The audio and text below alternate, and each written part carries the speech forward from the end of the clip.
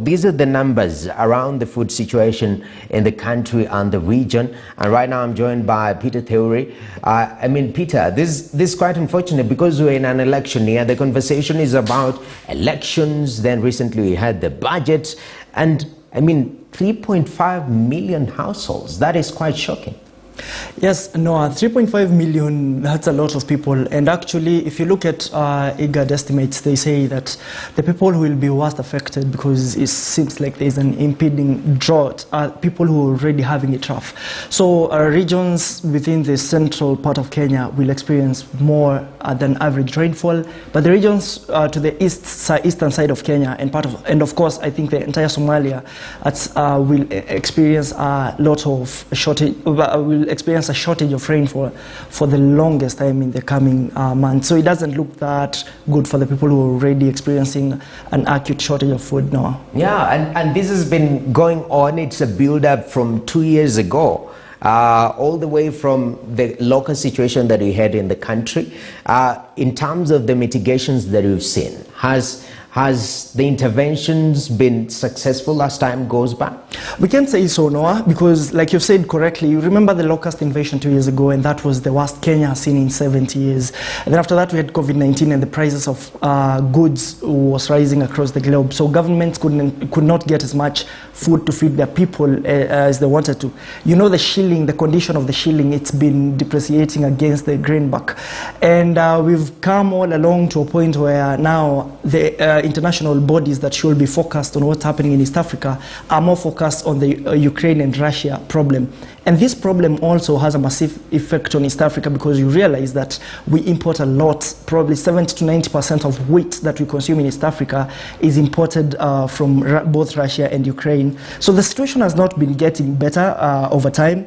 COVID-related hikes of goods, and of course the Ukraine problem has impacted heavily on the problem that we have had of food shortage within the region. And they said, it was said by IGAD that if the first month of March did not have sufficient rainfall, you know, March to May, we have the long rains, it will plunge up to 28 million people in East Africa into, need for immediate humanitarian aid. And they actually said that we have not had enough rainfall in March. So in that situation, we are looking at the next 2 months, this April that we are in and May, also having the same kind of situation, and the crisis could spiral into a fully fledged humanitarian issue. We saw the budget being read last week, and the core, it was that Ukur Yatani says this is a Mwananchi budget. And what people are waiting for is address some of these key challenges, the cost of food especially. So right now we are post-budget, we are talking the finance bill, the taxation that I've seen, also touching on matters of wheat and maize flour, just looking at the interventions the government is making locally. What is the government first of all doing, and what is the timeline for the impact? Well, we've had the subsidies like to fertilizers that were received with so much, that were welcome to farmers in the country. And of course, we have had other considerations that will ensure that the cost of goods, for example, don't keep on going that high, even as we battle different problems like global shortages of fuel. The cost of production are going to go high, so you expect that the cost of products are going to go high.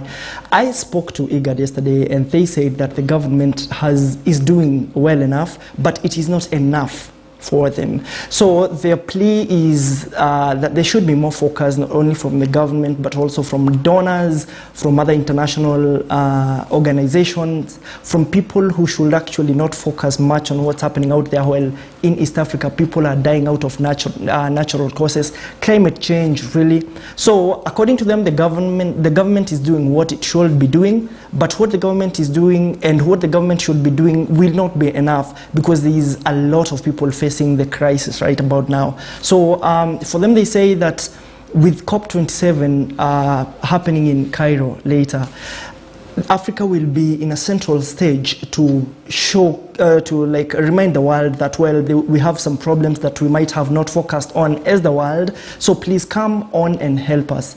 And also we are leveraging on technology now that we are in the fourth industrial revolution, like said UNDP, and we should make use of, you know, earth observation techniques and technologies and space technologies to make sure that we can harness all the resources that are available for the betterment of Africa. It's Africa for Africa, but we seem like we'll have to be relying on the rest of the globe a lot, and especially when COP26 comes around in Cairo. I mean, Peter, like Kenya, 50 plus years of independence, and some of these challenges like food security, you've talked about, you know, rains, unpredictable rains, climate change that is seeing also having an impact on food production.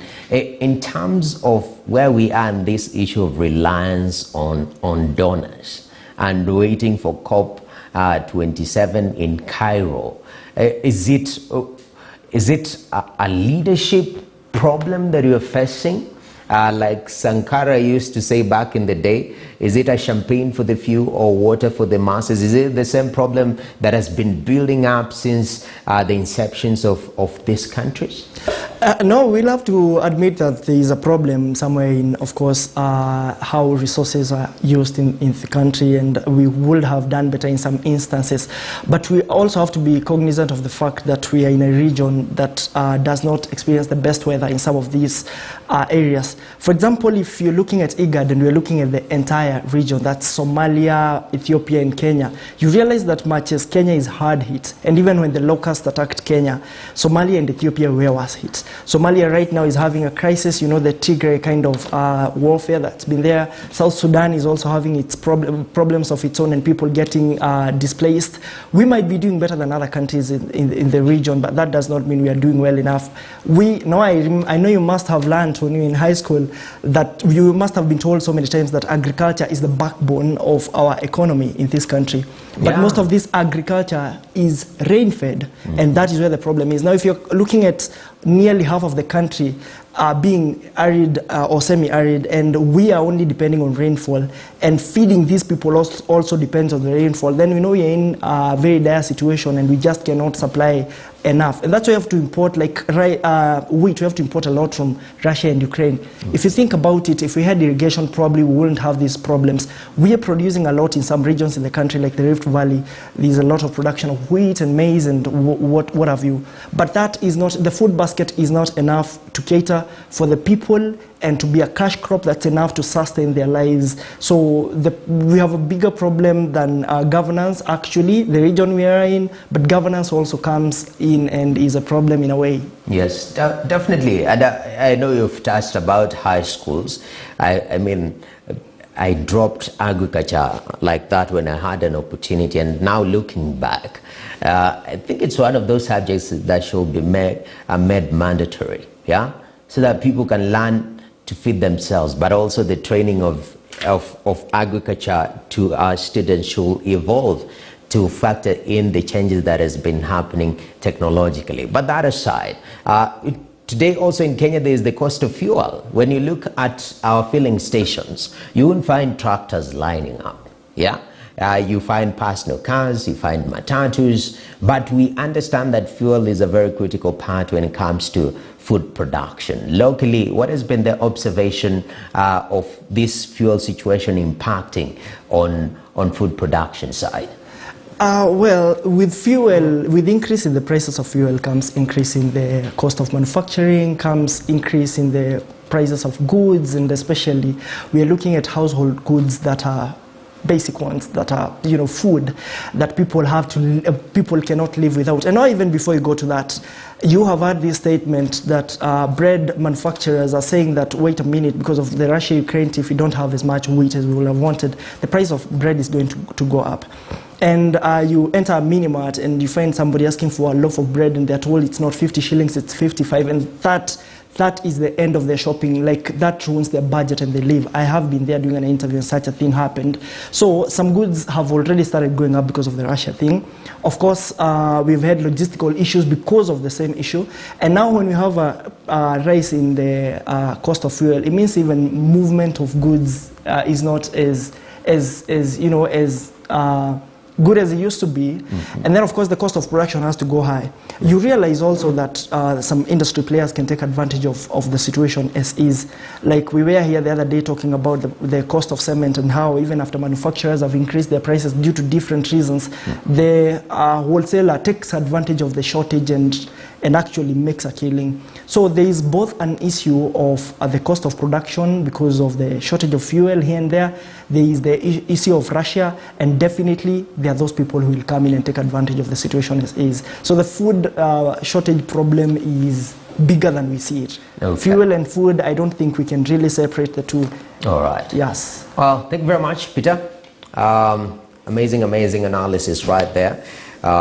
We appreciate that. Well, that's the state of the second F, and that is the F of food. All right, the first one was fuel. Well, later on we shall be having also a discussion touching on Congo, DRC Congo joining the East African community and what that portends when it comes to business. But at this particular moment, we take a short break right here on Business Today. Stay tuned.